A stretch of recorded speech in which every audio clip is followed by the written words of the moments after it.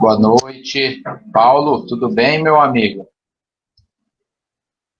Como é que você está? Tudo Boa noite, certinho? boa noite a todos. Tudo Boa bem? noite, tudo Muito ótimo. contente aqui. O pessoal está chegando ainda. Ô, Paulo, eu acho que eu vou ficar com inveja de você. Quantos graus está aí em Carmo do Rio Claro? 18. Ah, que bom, aqui está 32. Brincadeira de nós estamos com 33 aqui. Mas de dia aqui fez 40. Nossa Senhora, aqui se manteve nos 33. Está muito calor também. Mas é bebedouro sempre um pouco mais quente mesmo, né? Sim, sim. Tá tudo bem aí com a família? Graças a Deus, Edmir. Estamos Então tá bom. muito bem, obrigado. Os amigos que estão aqui na sala, a maioria são conhecidos nossos, né? E é o que eu te falei, a gente transmite pelo Facebook de diversas casas espíritas, então as pessoas acabam assistindo pelo Facebook porque tem o aviso lá, né, que vai começar, né? Então Sim, acaba sendo um canal mais utilizado.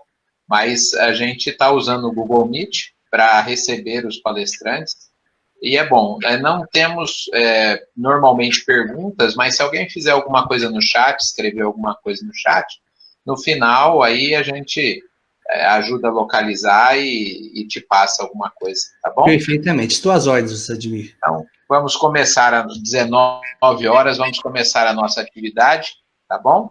Ok.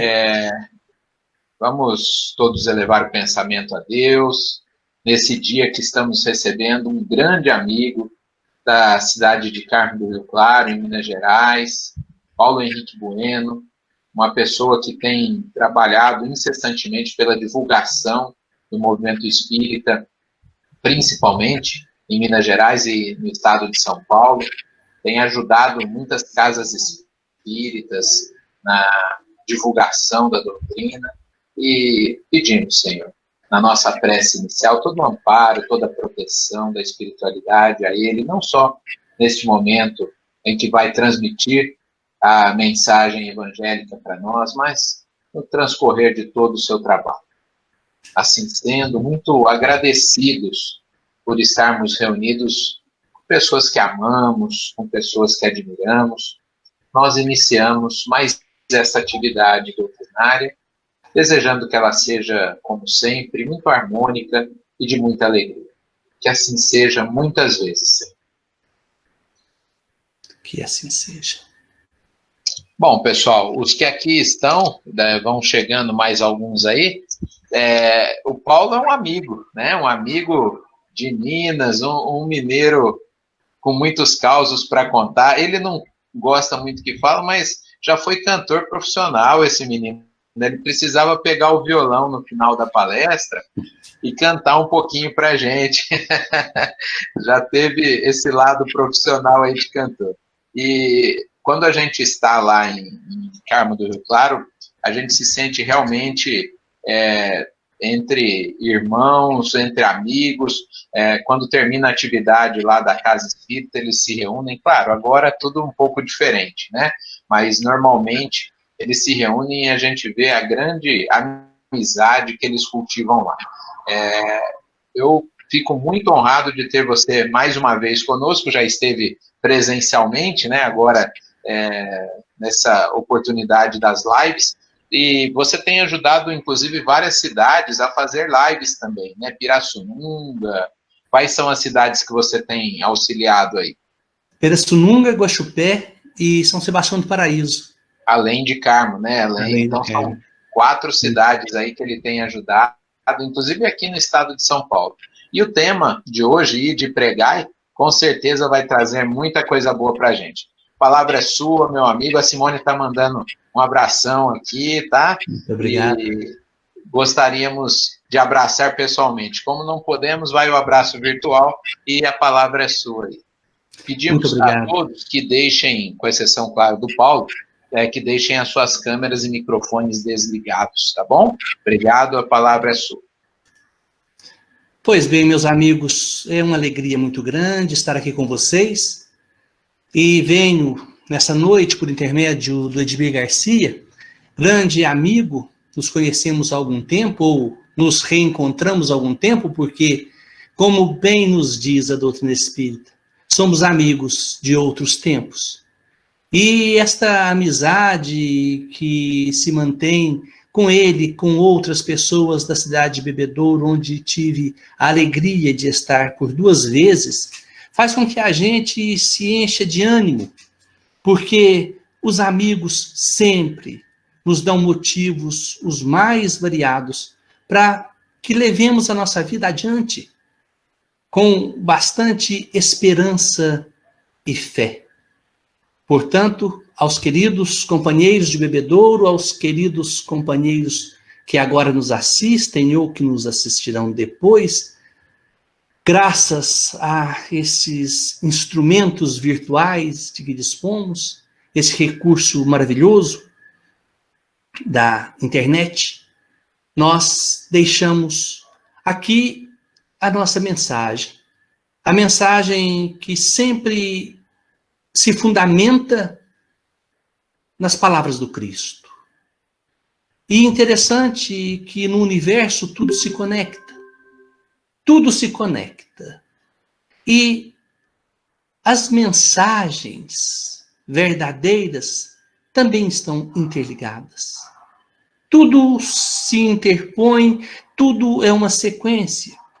Tanto que no Evangelho de João, no capítulo 14, lá no versículo 15, Jesus diz o seguinte: se me amardes, guardareis os meus mandamentos. E eu rogarei ao Pai, e ele vos dará outro consolador para que fique convosco para sempre. O Espírito da verdade, que o mundo não pode receber, porque não o vê, nem o conhece. Mas vós o conheceis, porque habita convosco e estará em vós. Palavras proferidas por Jesus há 2000 anos. Mas acontece que no século XIX recebemos, através da mediunidade de alguns companheiros empenhados, missionários, na elaboração da doutrina espírita, codificada por Kardec, recebemos uma mensagem mediúnica. Mediúnica que dizia assim: venho como outrora aos transviados filhos de Israel, trazer-vos a verdade e dissipar as trevas. Escutai. Esta mensagem, ela se encontra no item 15 do capítulo 6 do Evangelho segundo o Espiritismo, na instrução que se intitula O Advento do Espírito de Verdade.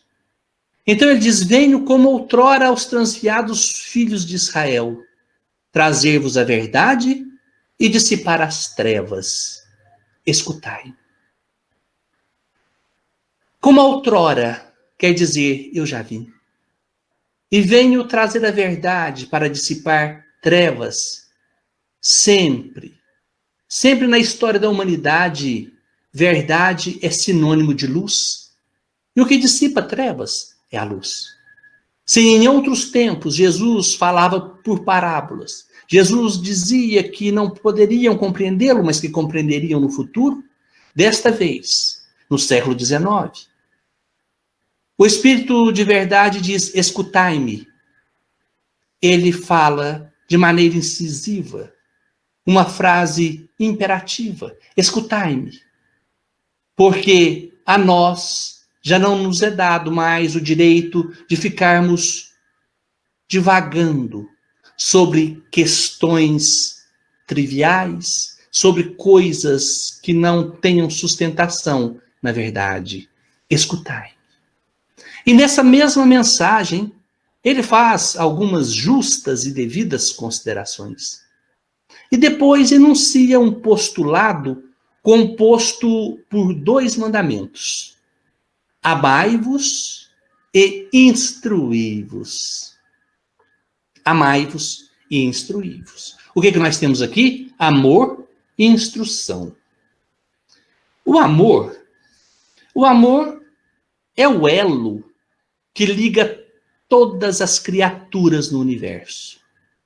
Todas as criaturas. Nós ouvimos muitas definições de amor, mas nós não sabemos definir bem, mas nós vamos buscando aqui, acolá, algumas definições, algumas interpretações desse sentimento e vamos moldando para o nosso entendimento o que vem a ser o verbo amar. Sobre o substantivo amor, Sócrates, lá na introdução do Evangelho segundo o Espiritismo, diz poeticamente que o amor está por toda parte na natureza, que nos convida ao exercício da nossa inteligência. Olha, o amor está na natureza e nos convida para o exercício da nossa inteligência. Até no movimento dos astros o encontramos. É o amor que orna a natureza de seus ricos tapetes. Ele se enfeita e fixa morada onde se lhe deparem flores e perfumes. É ainda o amor que dá paz aos homens, calma ao mar, silêncio aos ventos e sono à dor.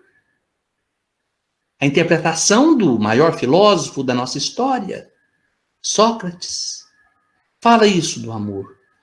E em uma comunicação de Fénelon, que também se encontra no Evangelho segundo o Espiritismo, datada de 1861, Fénelon nos diz que o amor é de essência divina.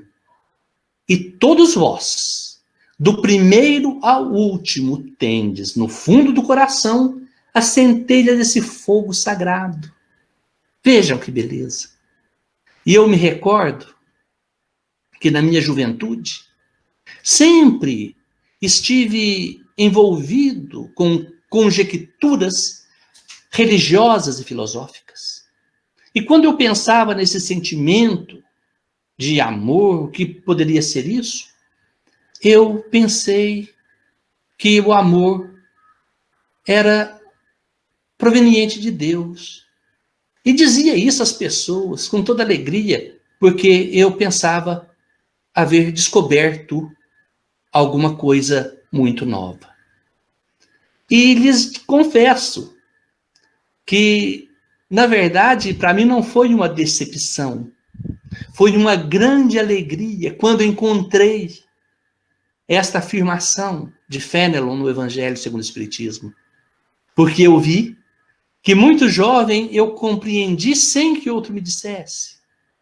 E mais uma vez eu tive a certeza que a verdade brota em todos os pontos, principalmente nos corações que estão ávidos por conhecimento. E então eu descobri, junto com Fénelon, e hoje eu digo, sem nenhuma ostentação, muito pelo contrário, aquilo que eu pensava que fosse uma descoberta da minha parte, alguma coisa uma novidade, na verdade, era uma verdade conhecida por todos os espíritos que já compreendem este sentido do amor. Mas o que o amor é? Existem formas diferentes de amar? Nós amamos de maneira igual a todos? Quando a mãe diz, eu amo os meus filhos, o mesmo amor? Pode até que a dedicação seja a mesma. Mas nós temos, através do nosso relacionamento, diferentes formas de nos comportar em relação ao outro, porque nós somos um universo. O outro é outro universo. E quando nós nos aproximamos, transforma-se ali, ou gera-se ali, um terceiro universo. Então, com cada pessoa, nós temos um tipo de convivência. Mas foi no livro Os Quatro Amores, de um irlandês chamado Clive Staples Lewis, ou apenas C.S. Lewis, que nós temos uma definição, assim, bem objetiva, bem curta do que seja o amor. O livro se chama Os Quatro Amores. Ele fala dos tipos, desses diversos tipos de manifestação do amor, ou de manifestações do amor. Ele fala, no primeiro instante, do amor eros, o amor material, o amor sensação, aquele amor que utiliza o pronome possessivo, meu, minha, sempre possessivo na primeira pessoa, o meu amor, a minha casa, tudo é o meu. Esse amor eros, ele é um amor que prende, ele é um amor confuso. Por quê? Porque ele é recheado de paixão. É um amor onde a paixão se sobressai. É um amor onde a paixão se sobrepõe. E então esse amor exige a presença do outro. Ele exige reciprocidade. Eu te amo se você me amar. Então é assim que o amor eros, ele encontra o bem-estar que a outra pessoa gera. Ele ama porque o outro lhe dá uma condição favorável de amar.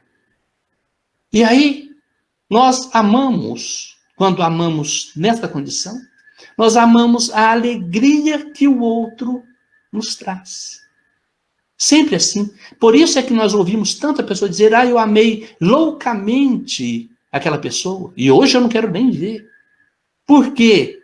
Este era apenas, então, somente o amor eros, a pura paixão que se esvaiu e nada sobrou daquele sentimento tão grandioso, tão confuso e, por vezes, tão atormentado. Mas nós temos uma outra forma de amor, que é chamado de amor pragma. Aquele amor pragmático, que é aquele amor que brota, que surge em favor de metas compartilhadas. Por exemplo, é um amor que se dedica a um bem maior, ele se baseia na dedicação a um bem maior. No caso, por exemplo, de casais que se mantêm juntos em favor dos filhos. Então é um amor que inspira os casais a fazerem o seu relacionamento funcionar por causa dos filhos. Esse se chama amor pragma. Tem o amor storge, ou amor storger. É o que nós chamamos de amor de família. É a relação entre aqueles que dividem a vida familiar. É o amor entre irmãos, o amor de filho para o pai, do pai para o filho, da mãe para o filho. E nós podemos dizer aqui que é um amor mais amplo.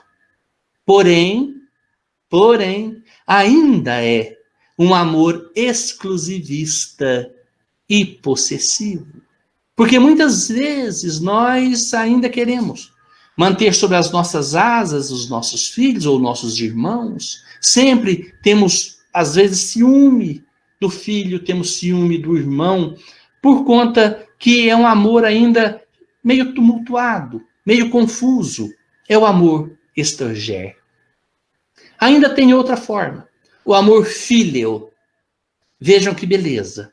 O amor filial é o amor da amizade. É o amor que mantém o outro no mesmo nível. É o que poderíamos dizer, o que mais se aproxima do amar ao próximo como a si mesmo. O amor filho não exige presença. Ele necessita apenas da existência. Somente pelo fato do outro existir já é suficiente para que ele seja feliz. O amor filial jamais quer transformar a outra pessoa. Jamais. Ele não impõe restrições. O amor filial é um amor que liberta. E, finalmente, nós temos o amor ágape. O amor ágape é a expressão máxima do amor. Este aqui, sim, é o verbo intransitivo. Quando você pergunta, você ama a quem? Eu amo. Mas quem? Eu simplesmente amo. Eu simplesmente amo. E até existe uma frase que também na juventude me parece que eu ouvi e sempre repeti e ando procurando e nunca encontrei o seu autor.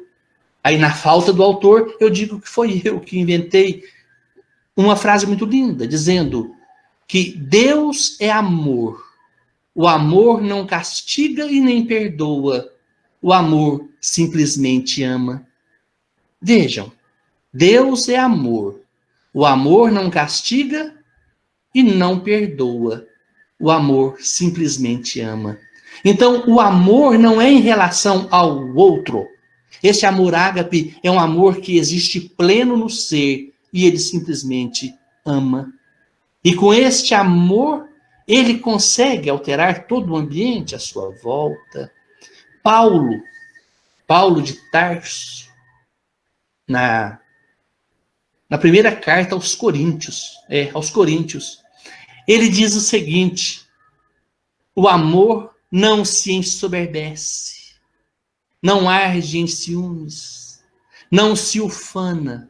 O amor tudo ama, tudo vê, tudo entende. Olha a compreensão de Paulo a respeito do amor. Ele falava aqui do amor que ele já sentia, o amor ágape. O amor não se ensoberbece, não arde em ciúmes, não se ufana. O amor tudo ama, tudo vê, tudo entende. Esse aqui é o amor da compaixão, o amor da misericórdia. Vocês se lembram da parábola do bom samaritano? É aquela história do homem que desce do seu cavalo porque tem um caído, enquanto outros passam ao longe porque talvez fosse um cadáver ou porque não tinham nenhuma relação com aquele corpo ali jogado. Não fizeram questão. O amor ágape desce ao nível daquele que está caído e faz de tudo para que ele se coloque de pé. É esse o amor que tudo ama, tudo vê e tudo entende. Então você diz, mas então o Eros é uma forma errada de amar? Não, não tem nada de errado. Não existe erro. Nós estamos onde estamos, com as ferramentas que dispomos e o entendimento que temos. Vamos amando como podemos. A nossa capacidade é essa. E o tempo se encarrega de nos transformar pelo nosso esforço e pela nossa vontade. E é assim que nós vamos descobrindo o amor, utilizando do outro ponto do preceito do Espírito de verdade. Instruí-vos. A instrução. O que é a instrução? A instrução é o elemento que promove e solidifica a intelectualidade.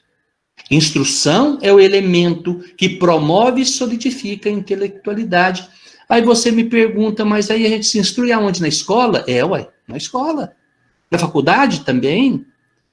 Onde mais? Qualquer lugar. Nós recebemos na escola instrução, mas a instrução nós nos instruímos em todos os lugares, porque devemos nos instruir. E como que ocorre essa instrução? Através da observação e através da execução de tarefas as mais diversas. Então nós vamos experimentando, vamos nos instruindo. Mas nós não precisamos vivenciar todas as experiências para nos instruir. Nós podemos olhar o que outros fizeram e dali tirar a instrução suficiente para optarmos pelo melhor caminho. É um processo que adianta o nosso progresso se olharmos por onde outros caminharam ou como eles caminharam, como reagiram diante de cada problema, diante de cada percalço da vida. E dali tirar o exemplo para a nossa própria existência. E, neste caso, nós podemos dizer que a instrução é algo tão favorável para nós que alguns estudiosos do comportamento psíquico afirmam que instruir-se é o que dá mais alegria e contentamento ao ser humano. O que dá mais alegria e contentamento a nós é a instrução. É por isso que a gente recorda da juventude e fala assim, ai, como eu era feliz, como eu era feliz na minha infância, como eu era feliz quando eu entrei na escola. Por quê?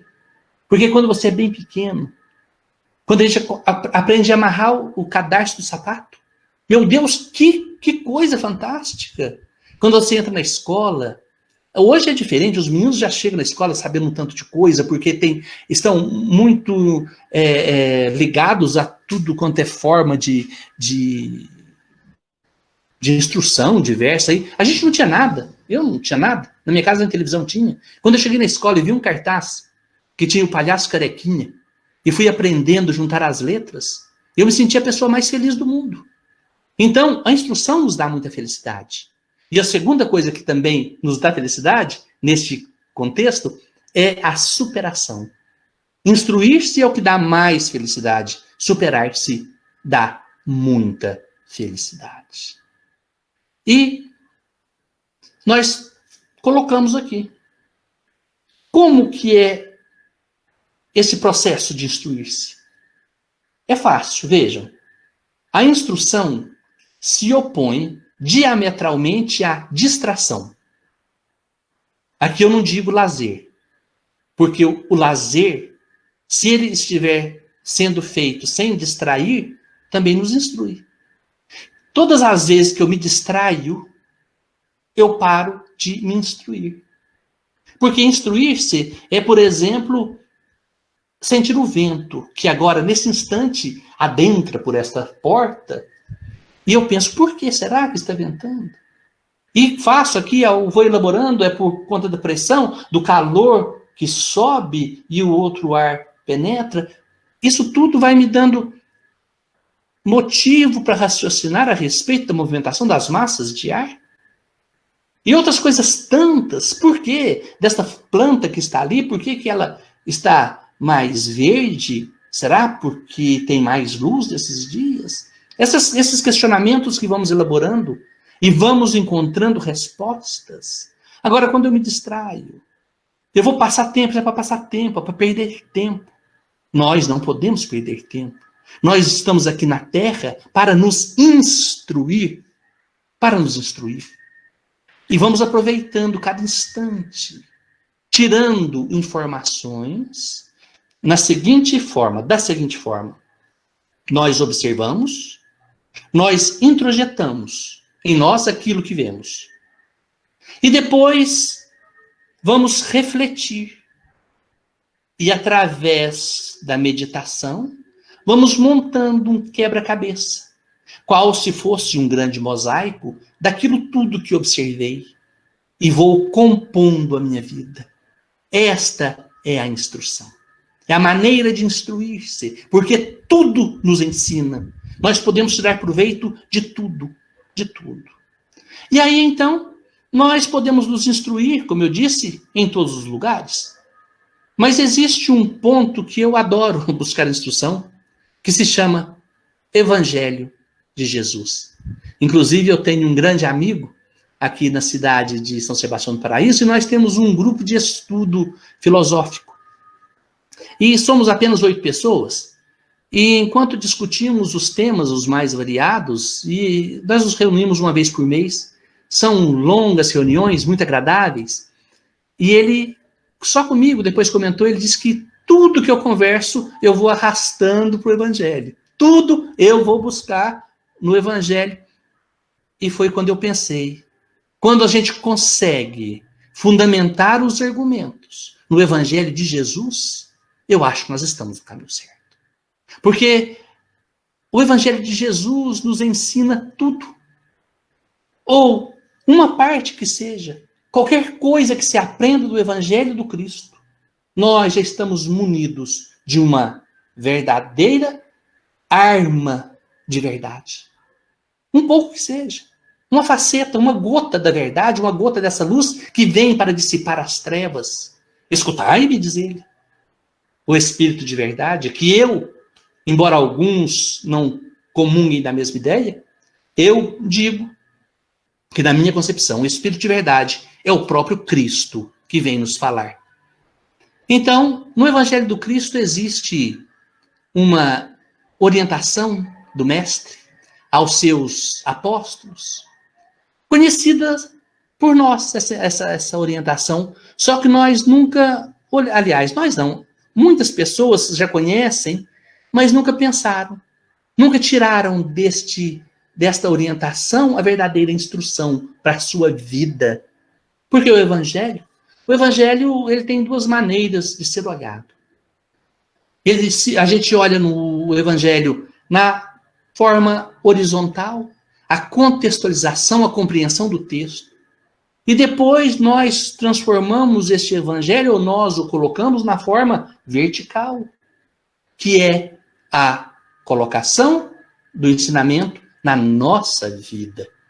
Então, tudo que Jesus falou para os seus apóstolos, ele falava era para nós. Porque, como muito bem diz Emmanuel, o Evangelho é uma luz que ilumina a eternidade. Jesus não disse só para aqueles homens e mulheres. Ele disse para nós, para todos, em todo tempo. E ele disse, ide, e indo, pregai dizendo, é chegado o reino dos céus. Curai os enfermos, limpai os leprosos, ressuscitai os mortos, expulsai os demônios. De graça recebestes, de graça dai. Não possuais ouro, nem prata, nem cobre em vossos cintos, nem alforjes para o caminho, nem duas túnicas, nem sandálias, nem bordão, porque digno é o operário do seu alimento. E em qualquer cidade ou aldeia em que entrardes, procurai saber quem nela seja digno, e hospedai-vos aí até que vos retireis. E quando entrardes em alguma casa, saudai-a. E se essa casa for digna, desça sobre ela a vossa paz. Mas se não for digna, torne a vós a vossa paz. E se alguém vos receber, ou se ninguém vos receber, nem escutar as vossas palavras, saindo daquela casa ou cidade, sacudi o pó dos vossos pés. Em verdade vos digo que no dia do juízo haverá menos rigor para o país de Sodoma e Gomorra do que para aquela cidade. Esta aqui é a parte do Evangelho que está lá no livro de Mateus.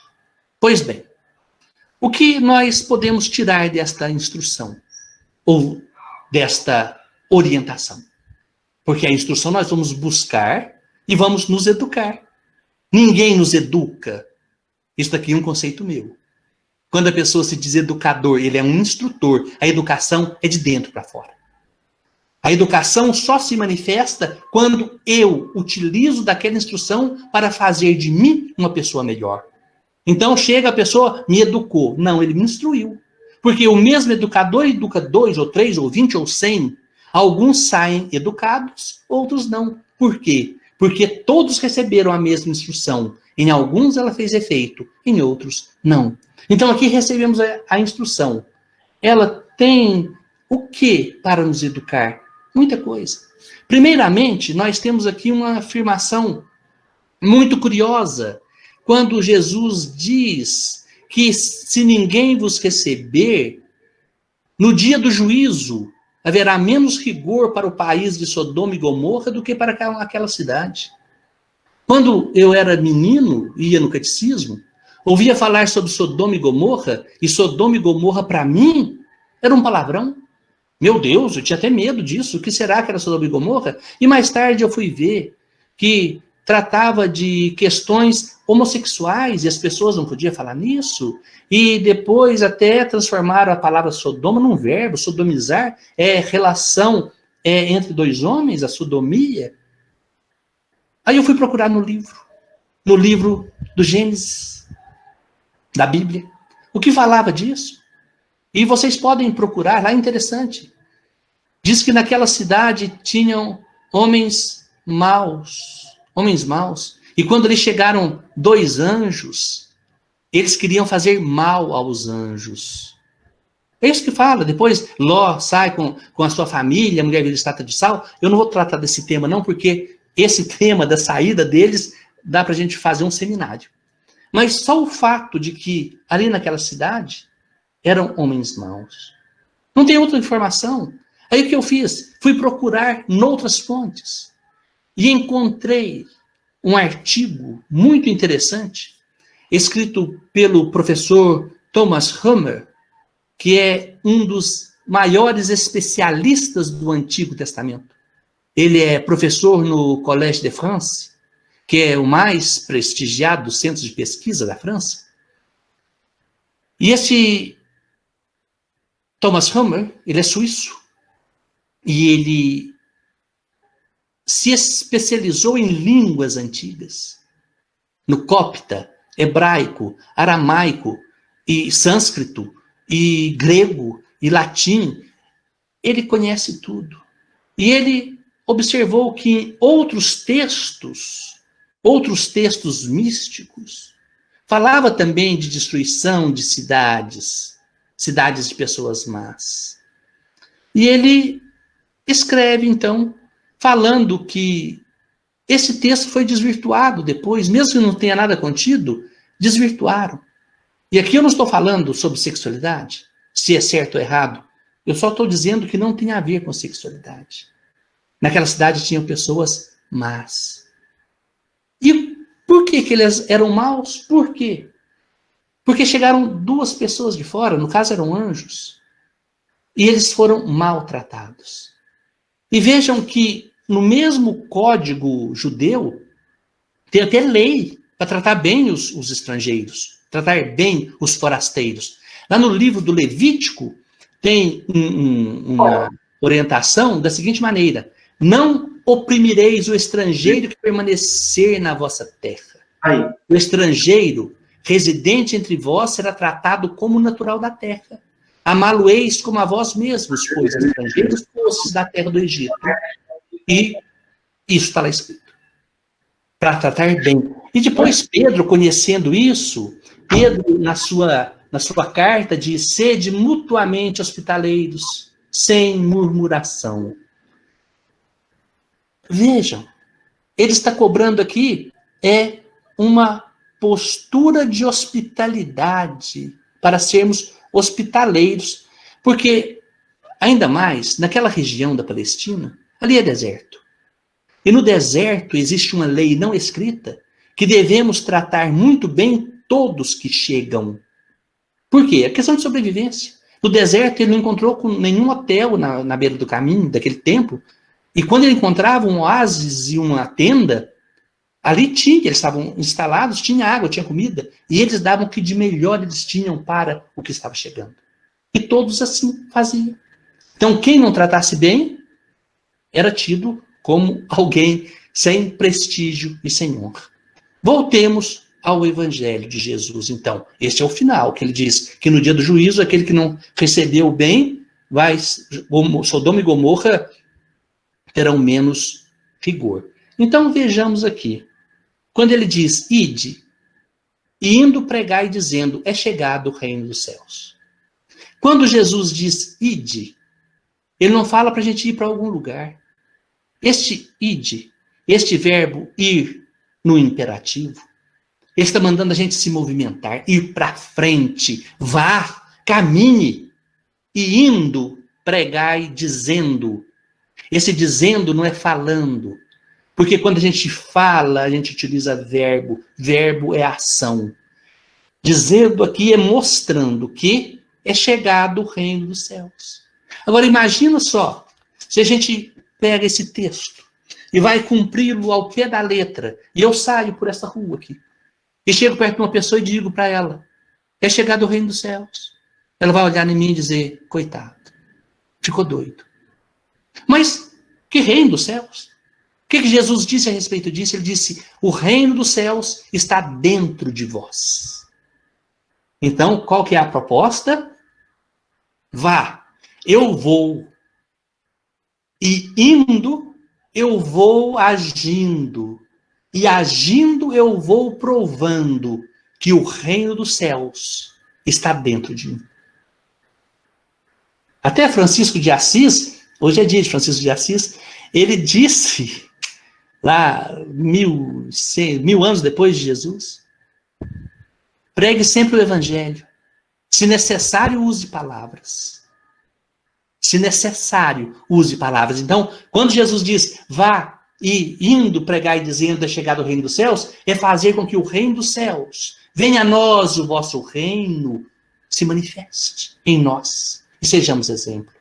Curai os enfermos, limpai os leprosos e ressuscitai os mortos. Curar enfermos?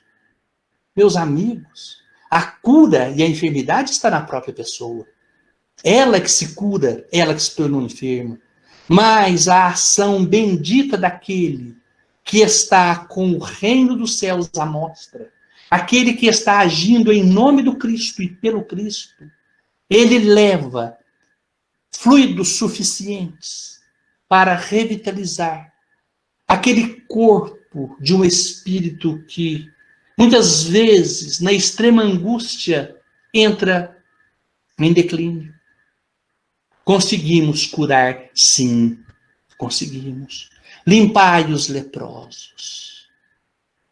É um trabalho complexo. Complexo. Porque como nós bem já estudamos a literatura espírita, para interpelar a doença da hanseníase, hoje é simples, você mata a bactéria. Mas como nós vimos Jesus fazer com que se reconstituísse o tecido, como Francisco de Assis o fez e como Eurípides Barçanufo fez no século passado aqui em Sacramento, isso precisa da ação direta de Jesus. Porque é Jesus que entra no histórico espiritual do ser e altera toda a estrutura e faz com que se reconstitua instantaneamente partes perdidas pela lepra. Mas estamos nós neste nível de Barçanufo ou de Francisco de Assis? Não. Mas como a vida é um eterno caminhar, numa rampa ascendente, um dia ainda estaremos. E poderemos limpar os leprosos. Mas se não podemos ainda, pela nossa vontade, pelo nosso amor, fazer com que se reconstituam tecidos lesados, nós podemos, através da força contida num coração que ama, debelar as chagas perispirituais daquele que traz consigo muitas dores e muitas mágoas. O reino dos céus, quando se manifesta em nós, altera o outro. Todos aqueles que convivem com uma pessoa iluminada se iluminam. E estas chagas do perispírito se curam. Ressuscitai os mortos, disse o Cristo. Ele não disse para ressuscitar cadáveres. Cadáveres não se ressuscitam. Ele falava daqueles que perderam o interesse pela vida. Aqueles que, embora o corpo esteja apresentando as funções vitais, o espírito está caminhando pelos vales da sombra, pelos vales da indiferença. Ressuscitai esses mortos. E diz ele, expulsai os demônios. Expulsar demônio é dizer para aqueles espíritos transtornados, aqueles espíritos ignorantes, que eles devam sair de onde estão? Não. Expulsai a ignorância daquele que está caminhando nas trevas. Expulsai a ignorância. E aquele que até ontem era um demônio nesse conceito cristão ocidental, de que demônio é uma coisa má, ele se transforma. Ele deixa de existir para ser um espírito buscando a redenção. De graça recebestes, de graça dai. Então, vejam o que nós recebemos, o que nós temos. O que nós temos. Nós já paramos para pensar?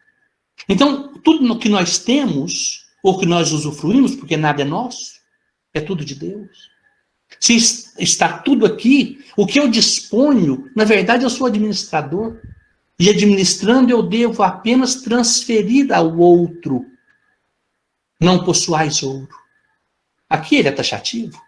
Porque tudo que acumulamos, o ladrão rouba e a traça corrói. Eu tenho dito aos meus amigos que o melhor lugar de se guardar dinheiro é no estômago de pessoas com fome. Ali você jamais perderá a sua riqueza, a sua verdadeira riqueza.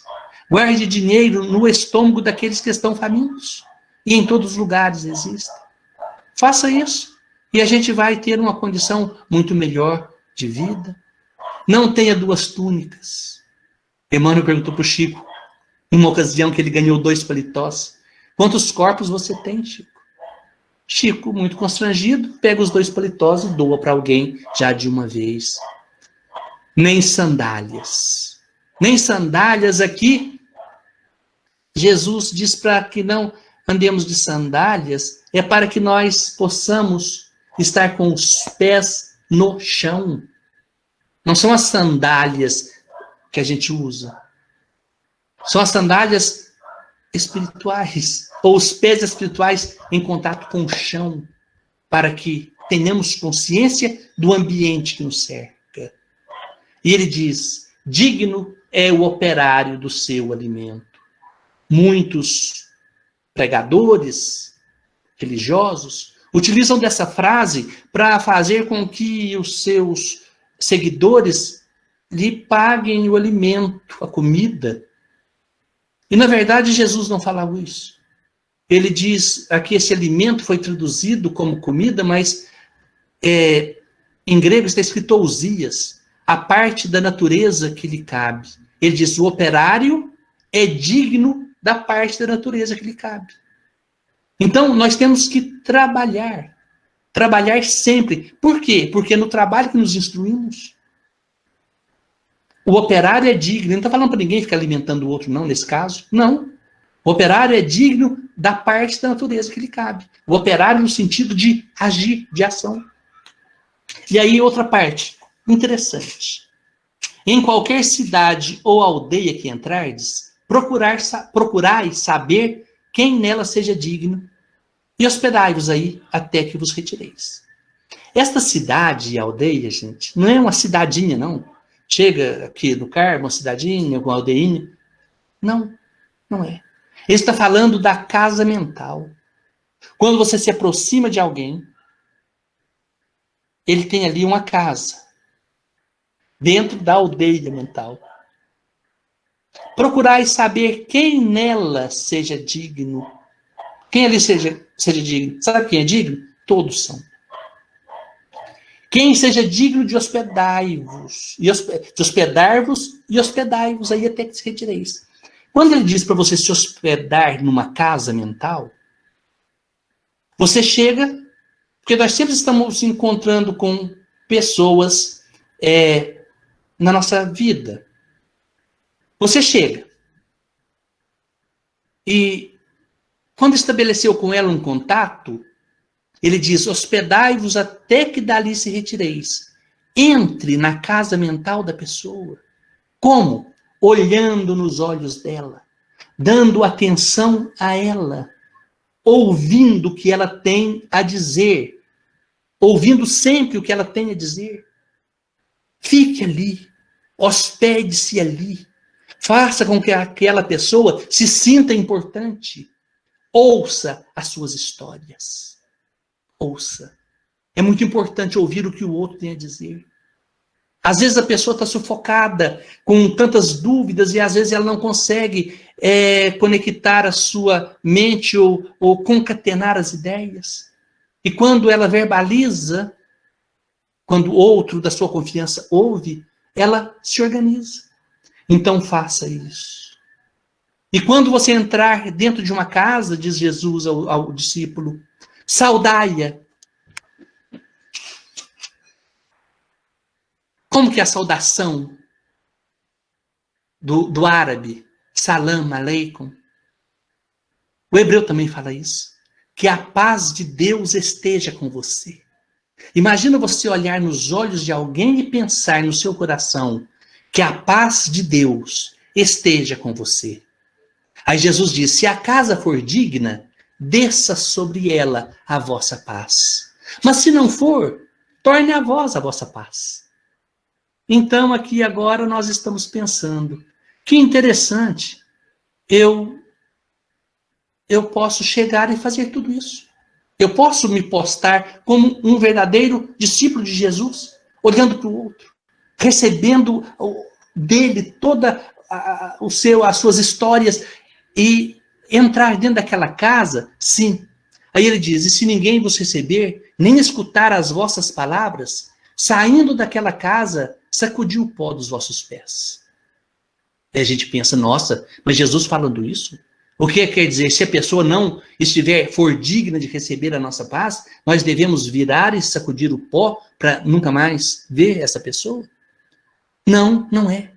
Esse costume de sacudir o pó dos pés era um hábito hebreu, de que todas as vezes que eles saíam para terras estrangeiras, ao voltar, eles batiam os pés para que o pó da terra estrangeira não contaminasse o solo santo da terra de Abraão.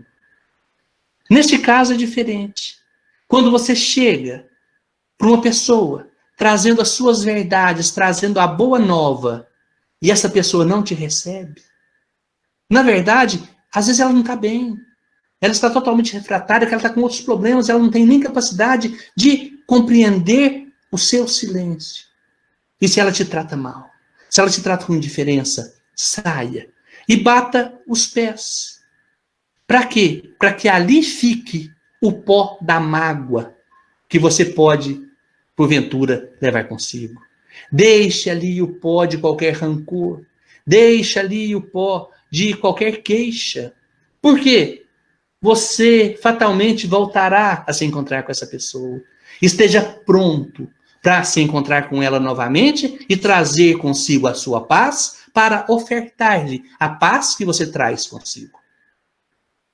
Paulo de Tarso nos diz: irai-vos, mas não deixeis que o sol se ponha sobre a vossa ira.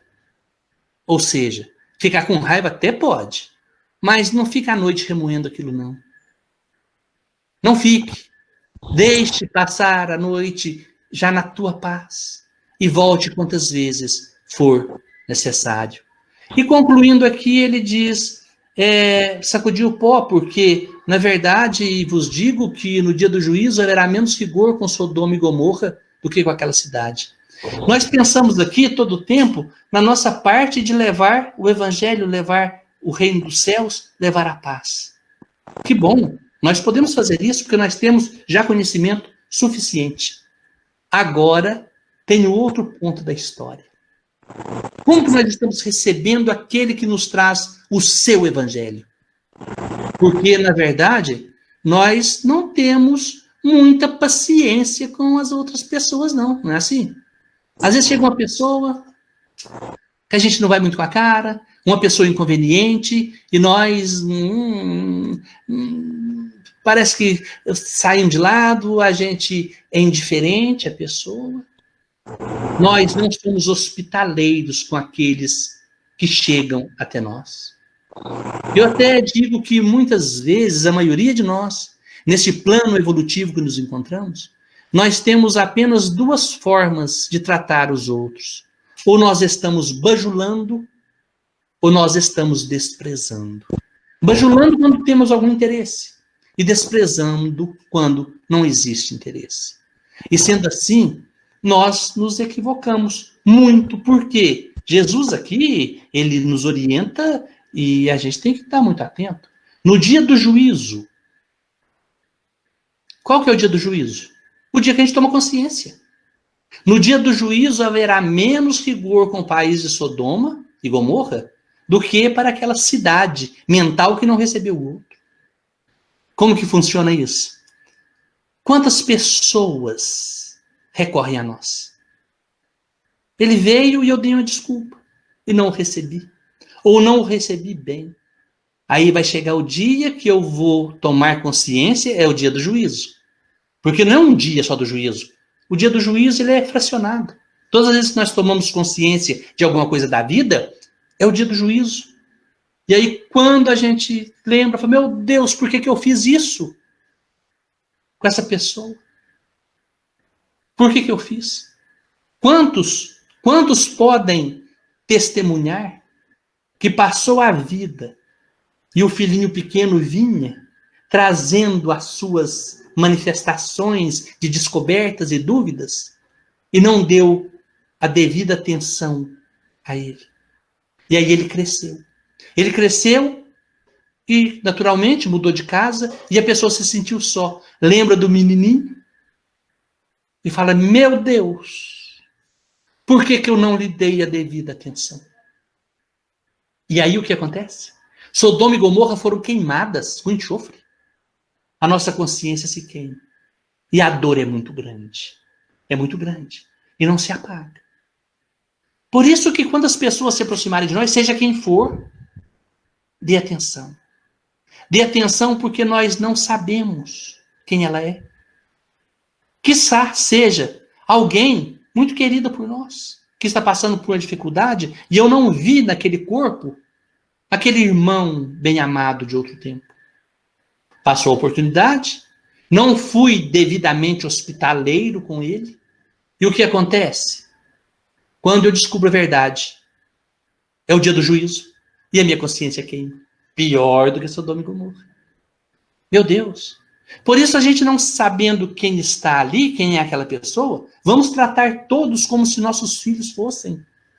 Existe uma história muito bela de um rabino, um instrutor chamado Hillel, avô do Gamaliel, que instruiu Paulo de Tarso.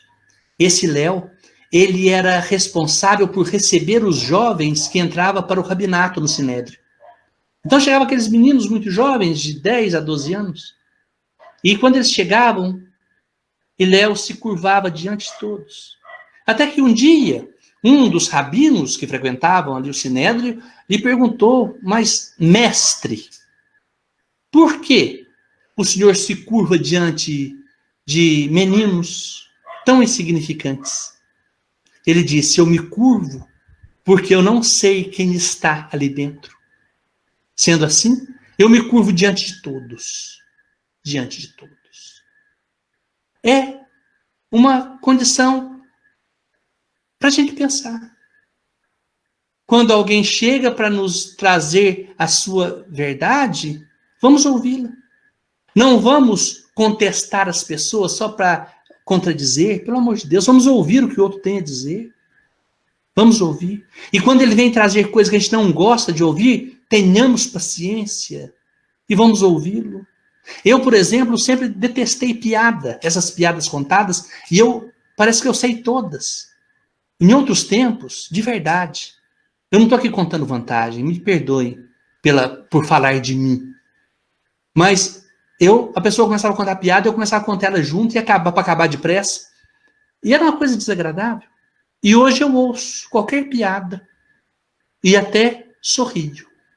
Não vou dar risada, óbvio, mas eu sorrio. A pessoa adora piada. Ele traz para mim o que ele tem de melhor.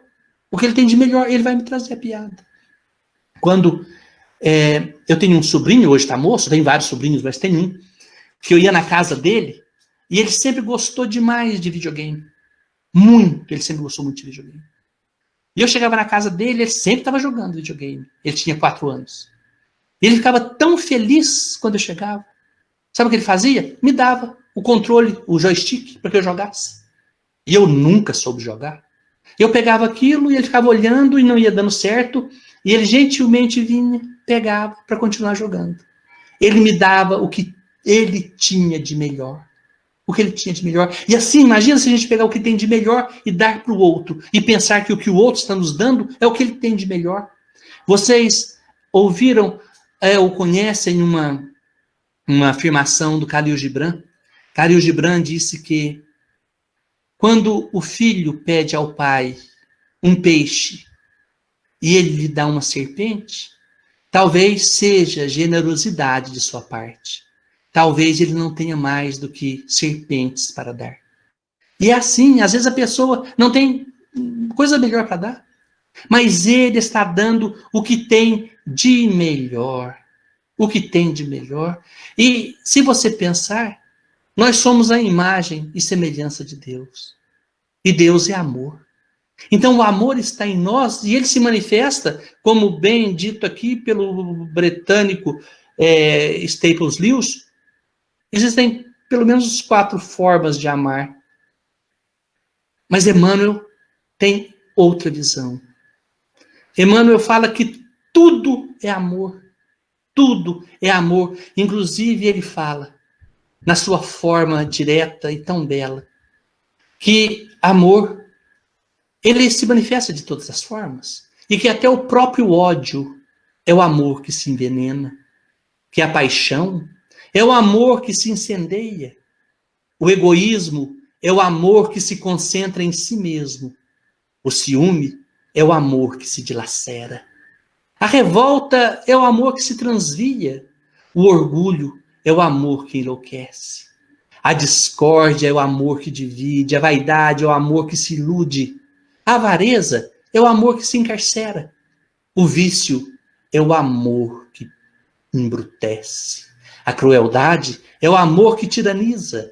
O fanatismo é o amor que se petrifica. E que o mal é simplesmente o amor fora da lei. O amor assim se manifesta. E por isso é importante, acredito, frisar bem esta condição de recebermos o outro. Muito mais do que levar ao outro o evangelho e a nossa paz, que estejamos prontos para recebê-lo. Me perdoem pelo horário, mas eu serei breve aqui numa história real, verdadeira, que nos dá um exemplo que a gente fica um pouco constrangido, mas que nos leva a profundas reflexões. Aquela história contada por Adelino Silveira, de que Chico Xavier, sempre ali disposto, recebendo a muitas pessoas na casa da prece. E sempre aos sábados à tarde chegava um sujeito chamado Jorge. É uma história conhecida, mas que nos emociona ao relembrar da cena. Chegava esse homem, muito pobre, vestido com uma roupa muito estranha, um paletó amarrado, às vezes com imbira, os pés descalços, a calça dobrada, a camisa rasgada. Os seus dentes eram apenas alguns cacos que faziam com que ele tivesse um hálito terrível. E ele morava nos fundos da casa de um irmão. E como o irmão e a cunhada trabalhavam, ele que cuidava dos sobrinhos. E parece que ele apanhava deles, porque ele trazia sempre uma ferida no lábio e aquela ferida nunca cicatrizava.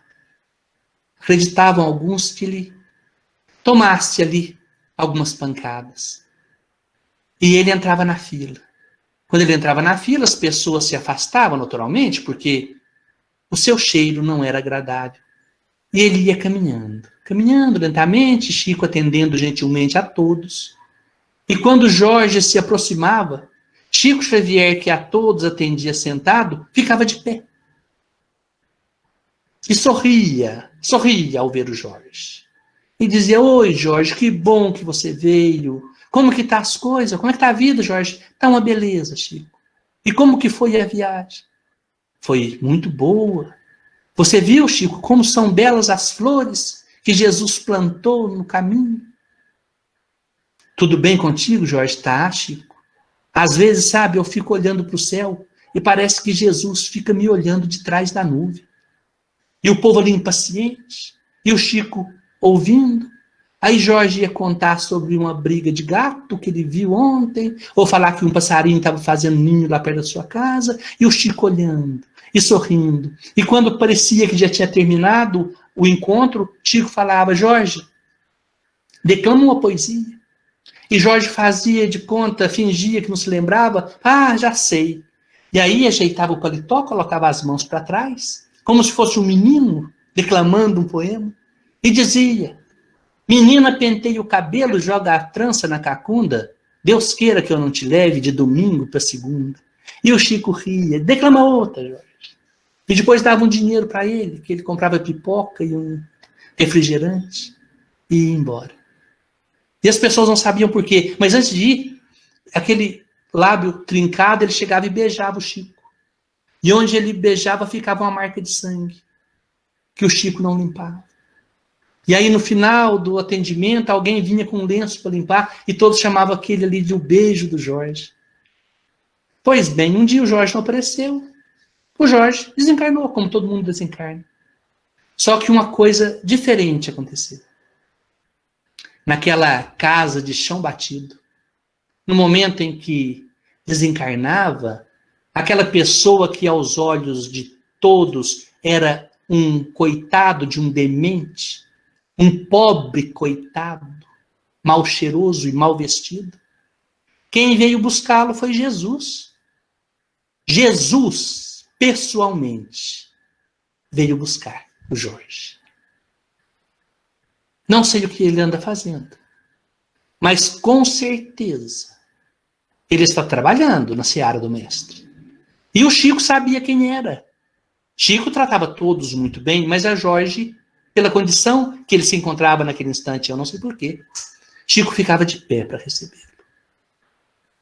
Que postura, meus amigos. Que postura. Então é essa postura que cabe a nós, que nos dizemos seguidores do Cristo. Porque é o amor que liga todas as criaturas, é o amor que nos liga. Então aquele que chega trazendo-nos a sua verdade e o seu evangelho, vamos ouvi-lo. Porque o mal que vemos no outro é simplesmente o reflexo opaco do que somos.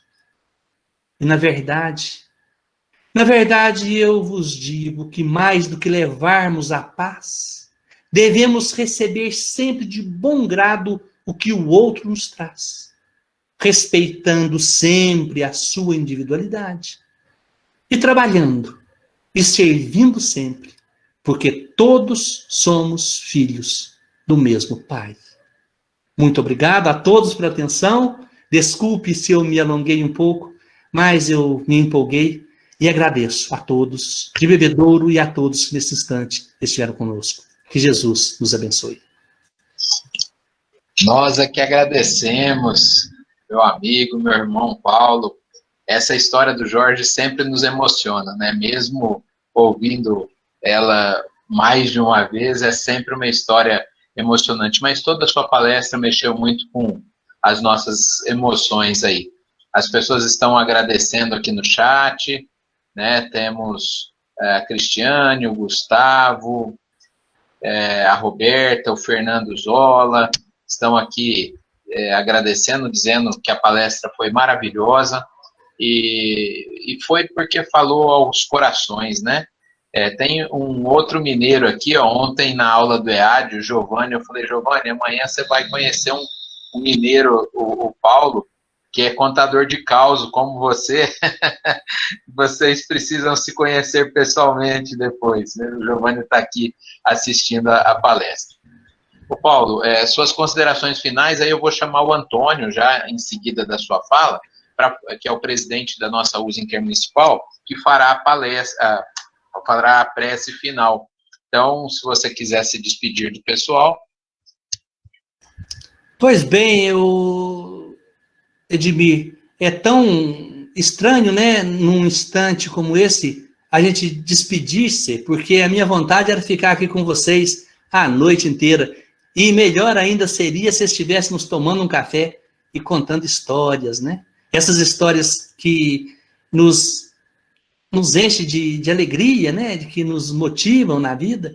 E, mais uma vez, o que eu quero é agradecer a todos pela oportunidade que me deram de falar desse tema que é importante para todos nós. E rever mais uma vez esses conceitos e essas considerações de Jesus, e agora analisadas sob a lente do Espiritismo, e assim tentar fazer da nossa vida algo melhor. Muito obrigado a todos, que Jesus nos abençoe. Nós agradecemos. Antônio, o Antônio, então, que é o presidente da USA Intermunicipal Bebedouro, que organiza essas lives, né, no domingo. Ele vai fazer a nossa prece final agora, depois eu só dou os recados finais mais um minuto aí. Seja bem-vindo, Antônio. Obrigado. Alô, Edmir.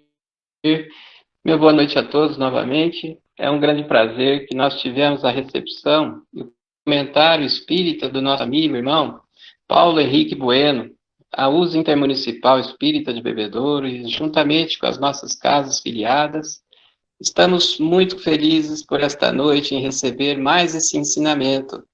Esse tema aí de pregai é a missão dos espíritas. Ide e pregai em nome de Jesus. Sendo assim, nós só temos que agradecer aos participantes, aos nossos ouvintes que aqui estiveram conosco, e vamos mentalizar Jesus na prece do nosso encerramento, contando sempre com a colaboração e o prestígio do evento que está acontecendo, né? Todos os domingos. Nossos eventos estão sendo sempre anunciados em todos os meios, Facebook, né? E também pelo Zap da nossa Intermunicipal, das nossas casas, para que todos prestigiem os nossos eventos, as nossas atividades. Para tal, vamos para o encerramento final, agradecendo mais uma vez ao nosso irmão Paulo Henrique, né, da cidade de Rio Claro, né, Carmo do Rio Claro, que nos prestigiou nesta noite, aceitando este convite tão belo e tão harmonioso, que todos nós fomos beneficiados e agraciados pela sua palavra.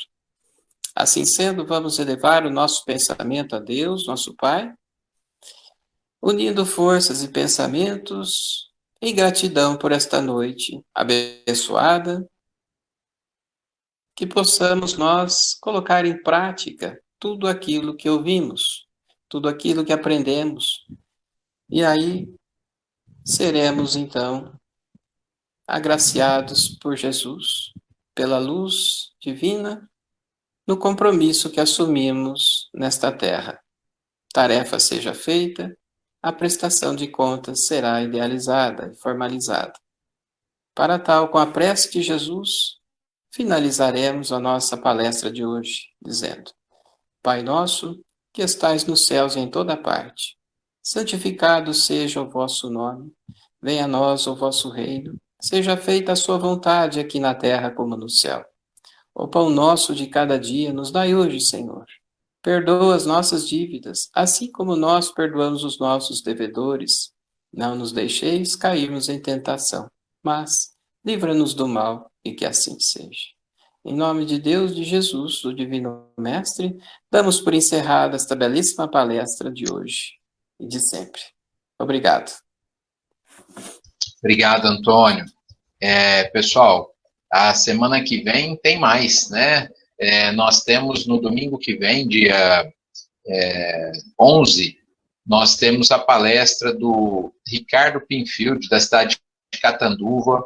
O Ricardo é dono da distribuidora de livros Candeia, né? Que é a que sempre fornece livros aqui para a nossa Feira do Livro, quando a gente faz todos os anos aí, no mês de outubro. Esse ano não teremos a feira, mas o Ricardo é um grande divulgador da doutrina, não só através das palestras, da Casa Espírita lá em Catanduva, o Semeador, uma casa exemplar de funcionamento, e também através do livro, né, como dono aí da distribuidora, colaborando no país inteiro com a divulgação da doutrina espírita. Depois, a partir do dia 18, semana que vem, dia 11, né, de 18 a 25, nós teremos a Semana Cultural Espírita. E aí vai ser uma programação diferente. Vocês viram a Simone, o Vitor e o Guilherme, que são os responsáveis pela parte técnica aí, né? No início vocês viram que foi passando todas as palestras de outubro. Então, eu vou falar brevemente quem serão os palestrantes. No dia 18 nós teremos a Nilzeli, que é de São Carlos. Depois, no dia 19, nós teremos o Renato Vernatti, de Bauru. Dia 22, dia 20 não tem, dia 21 teremos Denise Lino. A Denise Lino é de Campina Grande. Depois nós teremos, 22 não, dia 23 teremos a Sandra Andrade de Barretos. Dia 24, uma live musical, é um sábado, né? Uma live musical com o grupo Gotas de Amor, da Mocidade Espírita. E encerramos no dia 25 de outubro com a Sandra Della Pola, que é de Porto Alegre, né? Então, uma programação especial para o mês de outubro aí, a Semana Cultural Espírita. Mas a semana que vem ainda não. A semana que vem é a palestra do domingo, normal, às 19 horas, com o Ricardo Penfield. Quem precisar de alguma coisa das casas espíritas, elas estão funcionando, mesmo que não com atendimento, palestras presenciais, né? Mas estão com atividades de socorro às pessoas que necessitam. Então, entre em contato aí com as casas espíritas e, com certeza, receberão o amparo, a ajuda que precisam. Uma semana abençoada para todos vocês, para as respectivas famílias, se cuidem e bom trabalho durante a semana e nos vemos no próximo fim de semana. Até mais. Tchau, tchau.